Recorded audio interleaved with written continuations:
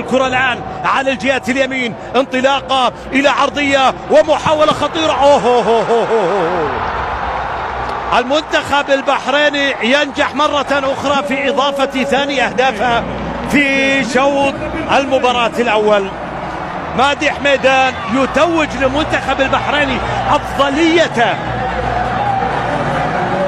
في شوط المباراة الأول، يتوج للمنتخب البحريني أفضليته في الشوط الأول من المباراة، ويسجل ثاني أهداف المنتخب البحريني في مرمى منتخبنا الوطني. لعوبة عالية وعرضية